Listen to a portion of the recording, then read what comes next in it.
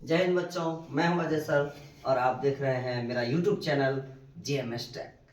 तो आज मैं आप सबों को क्लास 10th के बिहार बोर्ड के NCERT के ऑब्जेक्टिव्स को सॉल्व करूंगा।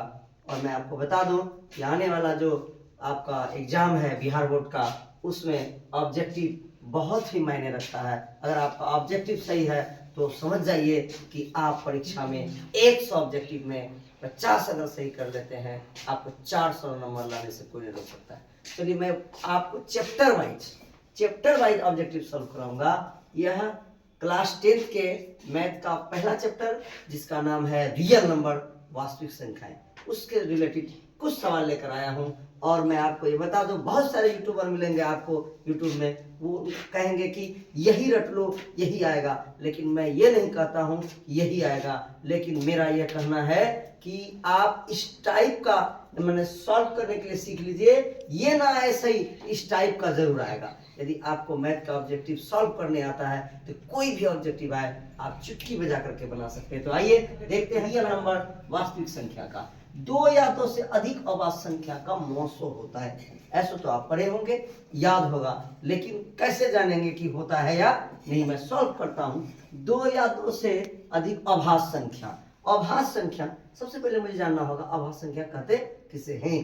तो आप जान लीजिए कि अभाज्य संख्या ऐसी संख्या को कहते हैं जो स्वयं से कटे, जिसमें किसी दूसरी संख्या से भाग नहीं लगे, जैसे जिसमें एक सम्मिलित नहीं हो। जैसे पहला संख्या एक होता है काउंटिंग का, लेकिन एक अभाज्य संख्या नहीं। एक के बाद जितनी भी संख्याएं हैं वे अगर स्वयं से कटते हैं तो अभाज्य संख्या कहलाएंगे। जैसे आपका दो हो गया, दो एक अभाज्य संख्या है, क्योंकि इसमें सिर्फ दो से भाग लगेगा। दो के बाद तीन एक अभाज्य संख्या है, जिसमें सिर्फ तीन से ही भाग लगेगा। तीन के बाद पांच एक अभाज्य संख्या है, जिसमें सिर्फ पांच से ही भाग लगेगा। पांच के बाद सात, क्योंकि 6 और 4 में दूसरी संख्या से भाग लेते, ऐसी संख्याओं को हम अभाज्य संख्या कहते हैं। अब आप जरा बताइए, इसमें हमको कहा गया है दो या दो से अधिक अभाज्य संख्या का मौसम। तो जरा देखिए, दो का जब हम अभाज्य गुणन करेंगे तो दो गुना दो एक का दो हो जाएगा। तीन का करेंगे तो तीन एक कम तीन हो जाएगा। मौसम का मतलब होता है HCF। मौसम का मतलब क्या होता है? HCF। तो HCF में क्या नियम है कि दोनों में जो संख्या मिले, तो जैसे तीन भी रहेगा तो इसमें दो है इसमें तीन है, इसमें तीन है इसमें तीन नहीं, एक इसमें भी आएगा एक इसमें। इसलिए ये हमेशा दिमाग में आप बैठा लीजिए कि दो अभाज्य संख्या का मौसम हमेशा का हमेशा एक ही होगा। ठीक है, तो चलिए ऑप्शन नंबर 1 एक।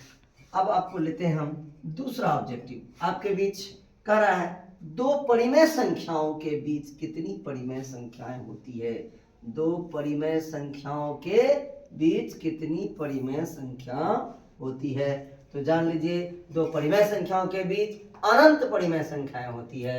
हमेशा याद रखिए इस चीज को। और ये ऑप्शन नंबर डी जो है मेरा, ये अनंत है।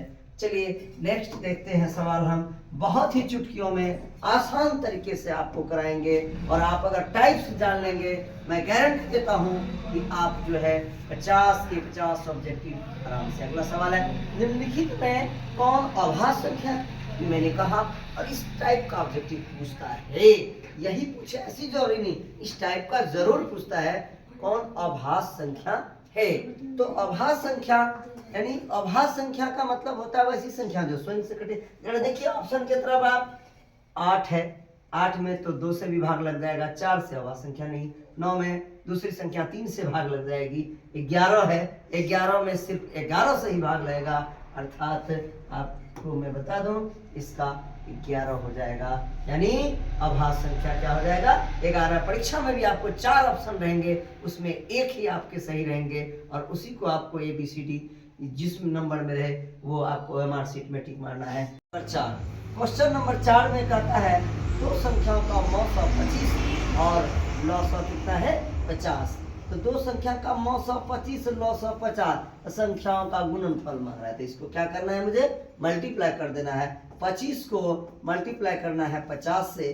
जब गुना करेंगे 25 पंचे 125 होता है, एक जीरो यहाँ बैठा दीजिए, ये हो जाएगा 1250। और हमारे पास ऑप्शन है 1250 का। और ये आंसर राइट है। नेक्स्ट देखते हैं, आपको रियल नंबर का सभी टाइप्स का ऑब्जेक्टिव आज मैं कराऊंगा, और इस टाइप का ऑब्जेक्टिव अगर आप सीख लिए, आपको रियल नंबर का एक भी ऑब्जेक्टिव आपका एग्जाम में गलत नहीं जाएगा। चलिए सवाल नंबर 5, निम्नलिखित में कौन अभाज्य संख्या है? अभाज्य संख्या से रिलेटेड बार बार आपको ऑब्जेक्टिव मिल रहे हैं। तो अभाज्य संख्या, चलिए मैंने पहले ही बता दिया आपको, अभाज्य संख्या वह संख्या कहते हैं जो स्वयं से कटे। चलिए 15 में किसी दूसरी संख्या से भी भाग लग जाएगी। आपके पास 12 है, दूसरी संख्या से भी भाग लग रही है। आपके पास 75 है, इसमें 5 से भी भाग लग जाएगा।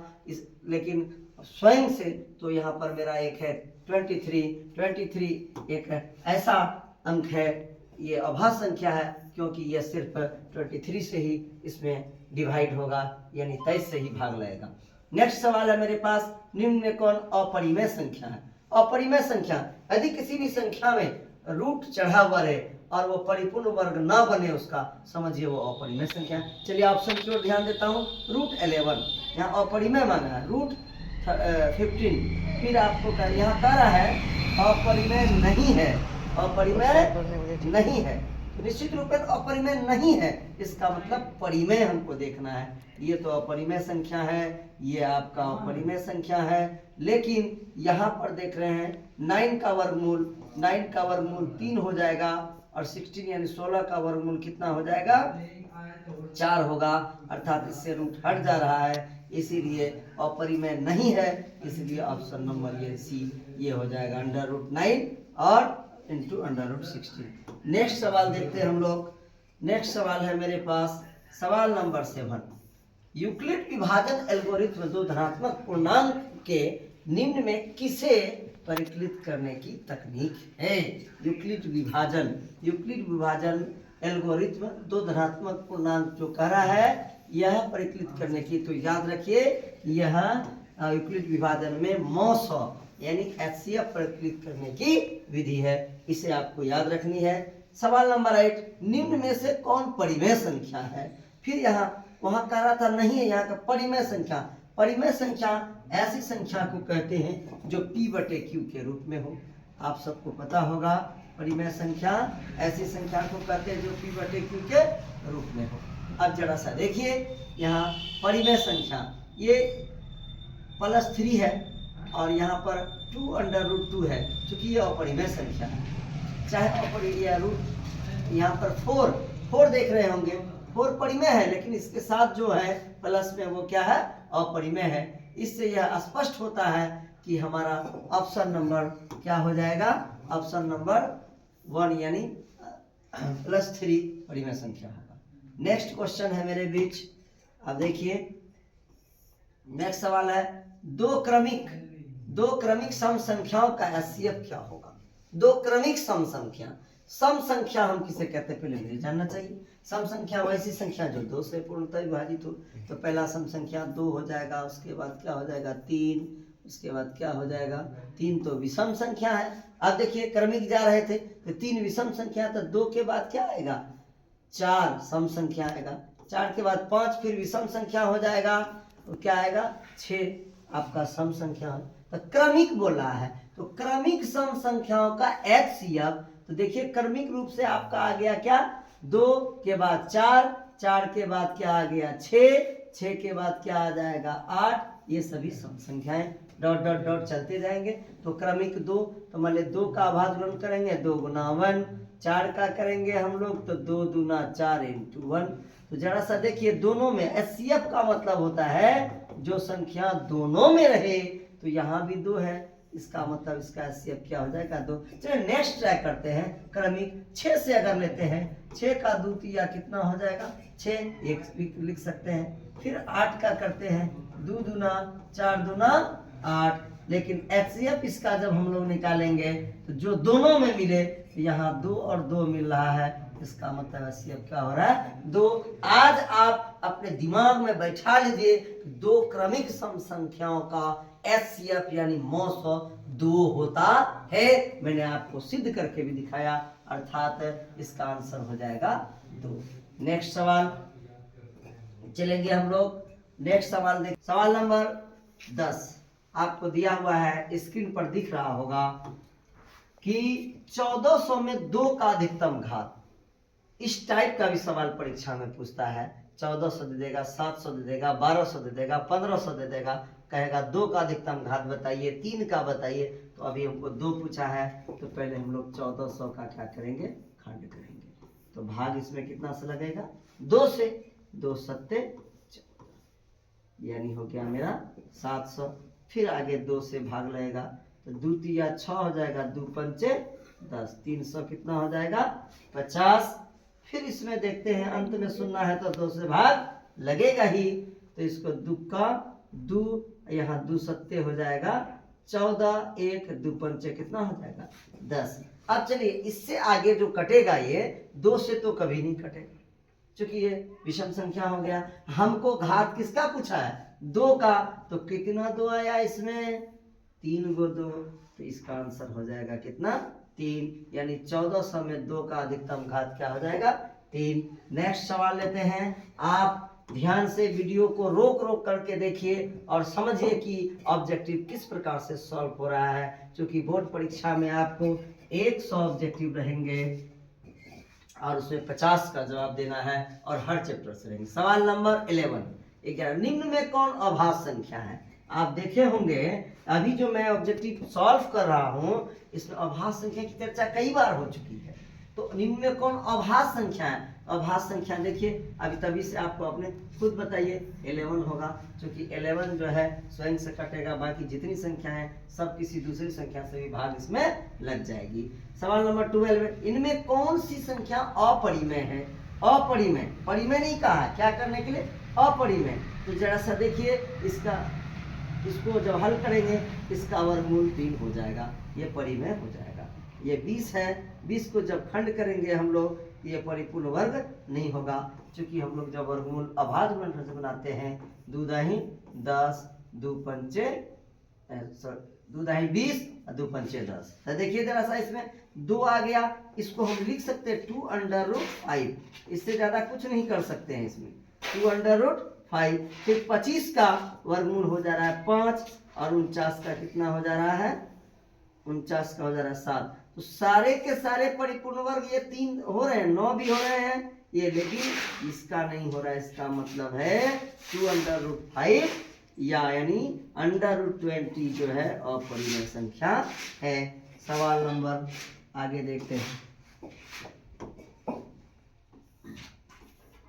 अब देखिए स्क्रीन पर आपको 13 नंबर सवाल, 30 नंबर, संख्याओं 25 और 50 के एचसीएफ और एलसीएम का गुणनफल क्या होगा। 25 और 50 के एचसीएफ, तो सबसे पहले आप बनाए होंगे कि एचसीएफ कैसे बनाते हैं। इसके लिए हम 25 का क्या करेंगे, खंड करेंगे, 25। जिसको खंड नहीं आता होगा वो आप थोड़ा सा आपको खुद को मेहनत करना पड़ेगा, तब ऑब्जेक्टिव सॉल्व होगा। और फिर 50 का जब खंड करेंगे तो आप देखिए 50 में कितना से भाग लगता है, 2 से लगेगा तो 25 हो जाएगा। फिर आगे 5 से लगेगा, 25, तो ये हो जाएगा 2 गुना 5 गुना 5। इसका हमको निकालना क्या है, एचसीएफ। क्या निकालना है, एचसीएफ। तो एचसीएफ के लिए क्या करना पड़ेगा, दोनों में जो संख्या मिले, देखिए यहाँ डबल 5 है, यहाँ डबल 5 है, तो यहाँ पर निश्चित रूप में जो है कि 5 और 5 मिल रहा है, तो एचसीएफ हो जाएगा कितना, 25। अब देखिए इसका एलसीएम भी बोला है, पहले हम एलसीएम ट्राई कर लेंगे। एलसीएम में क्या, दोनों में जो मिले उसको लिखना है। यहाँ 5 मिल रहा है, यहाँ 5 मिल रहा है, तो 5, यहाँ पर भी 5 और 5 तो 5। अब जो नहीं मिला एलसीएम में वह भी लिखा जाता है, तो 2, तो हो जाएगा 25 दूना 50। तो मेरा एलसीएम निकल गया 50, एचसीएफ भी निकला क्या, 25। देखिए संख्या 25 और 50 का एचसीएफ और एलसीएम का गुणनफल, और एचसीएफ और एलसीएम जब निकाले तो वो मेरा क्या निकल रहा है, 25 और 50। तो गुना करेंगे 25 और 50, तो 25 पंचे 125, 1 0 आ जाए, यानी 1200 कितना हो जाएगा, 50, 1250 मेरा ऑप्शन है। नेक्स्ट सवाल लेते हैं, देखिए नेक्स्ट सवाल क्या कर रहा है। निम्नलिखित में कौन परिमेय संख्या है। फिर वही बात है, परिमेय संख्या √3 तो अपरिमेय संख्या है। आपका √5/5 यह भी कैसी संख्या है? अपरिमेय संख्या है। और √7 भी अपरिमेय है। 2 - 2 इसमें रूट नहीं चढ़ा हुआ है, अर्थात यही हो जाएगा मेरा परिमेय संख्या। नेक्स्ट सवाल है मेरे पास, 6/15 का दशमलव प्रसार होगा। आप जान लीजिए दशमलव प्रसार के लिए जो भी संख्या दी रहती है उसके हरों का हम लोग अभाज्य गुणनखंड करते हैं। इसका हम अभाज्य गुणनखंड करेंगे हरों का, और हरों के अभाज्य गुणनखंड में अगर 2 आए या 5 आए या 2 या 5 दोनों आए तो उसका दशमलव प्रसार शांत होगा। अगर 2 आता है उसके साथ कोई और संख्या 3, 7, 5 आ जाए, यानी 2 और 5 के अतिरिक्त अगर कोई संख्या आ रहा है तो निश्चित रूप से उसका दशमलव प्रसार अशांत होगा। तो अब चलिए हम लोग शांत की बात कर रहे हैं, तो जरा इसमें हर देखिए 6 को कुछ नहीं करना है अंश को, हर में तो 3 बचे कितना हो जाएगा 15। आप कहिएगा कि सर आप बोले 2 और 5, तो यहाँ तो आ गया 3 और 5, इस हिसाब से तो अशांत होना चाहिए, लेकिन नहीं, ऊपर भी ध्यान देंगे कौन सी संख्या अगर कटता है तो उसको कटाने का प्रयास करेंगे। 3 से इसको कट जाएगा 2, अर्थात 2 बटे क्या बचा 5, हारों में क्या आया 5, इसका दशमलव प्रसार क्या हो जाएगा शांत हो जाएगा। और दशमलव प्रसार क्या हो जाएगा, यानी 6/15 का दशमलव प्रसार शांत हो जाएगा। नेक्स्ट वीडियो में चलते हैं नेक्स्ट क्वेश्चन में। आपके पास अगला क्वेश्चन है 8, 9, 25 का एचसीएफ। 3 संख्याएं दी हुई है 8, 9, 25। तो 8, 9, 25 का एचसीएफ निकालने के लिए पहले इसका अभाज्य गुणनखंड, 8 का 2 दूना 4 दूना 8, फिर हम लोग 9 का करेंगे 3 तिया 9, फिर हम लोग 25 का करेंगे तो 5 गुना 5 गुना 5 25 हो गया। अब जरा सा देखिए एचसीएफ मांगा है, क्या मांगा है, तो एचसीएफ में तीनों में जो संख्या होती है, यहाँ 2 है इसमें कहीं 2 नहीं है, यहाँ 3 है कोई नहीं मिल रहा है, समझिए एक और एक बार ये कर सकता है, एक नहीं कुछ मिले तो एचसीएफ क्या हो जाएगा 1, अर्थात समझ लीजिए कि इसका आंसर हो जाएगा 1। अब चलिए एक परिमेय और एक अपरिमेय संख्या का योग होता है।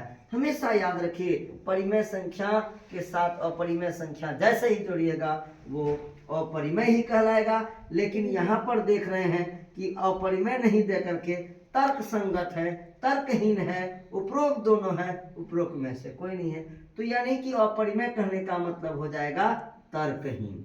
अपरिमेय कहने का मतलब यहाँ क्या हो जाएगा तर्कहीन होगा। अब नेक्स्ट हम लोग लेते हैं, आगे देखते हैं, और कुछ सवाल है मेरे स्क्रीन पर, उसे भी सॉल्व करने का प्रयास करेंगे।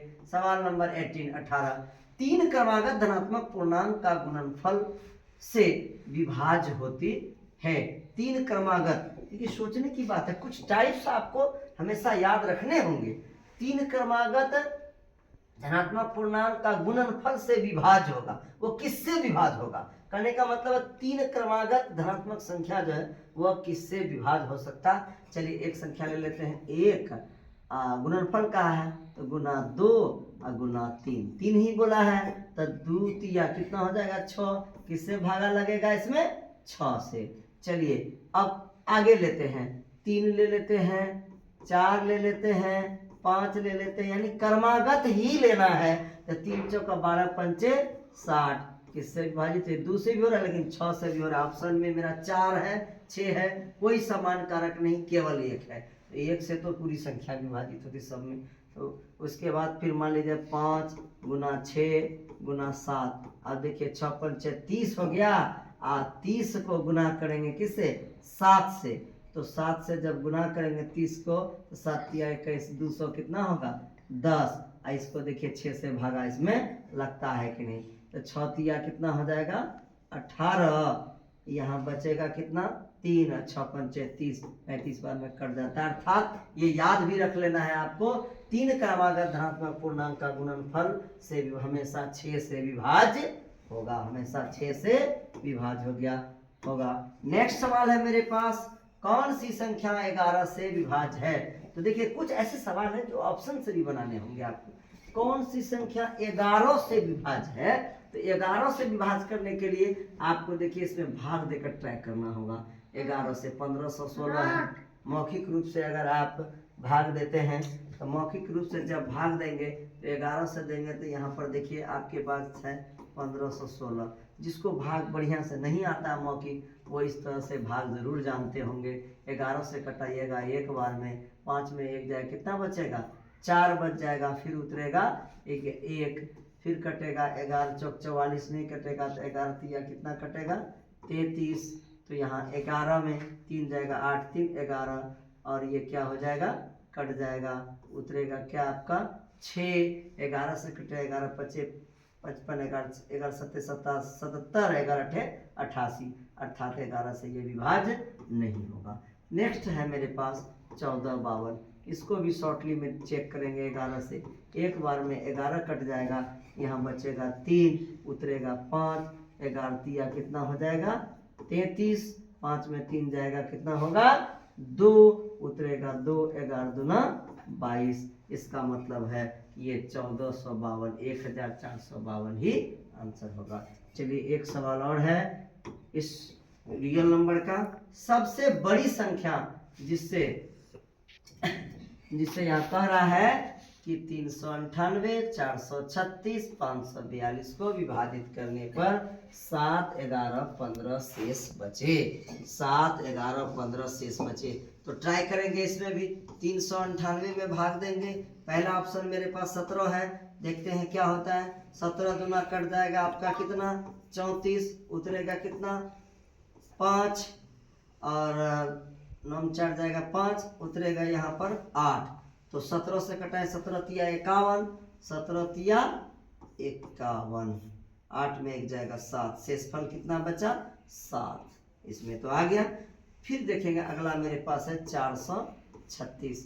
इसको फिर भागा देना है। अभी 17 से ट्राई कर रहे थे तो 17 से दे के देखेंगे तो कितना हो जाएगा 17 दूना 34, 17 तिया 51, तो 2 बार में कटेगा 17 दूना 34, तो 13 में 4 जाएगा, तो यहाँ हो जाएगा 9 4 13 9, उतरेगा कितना 6।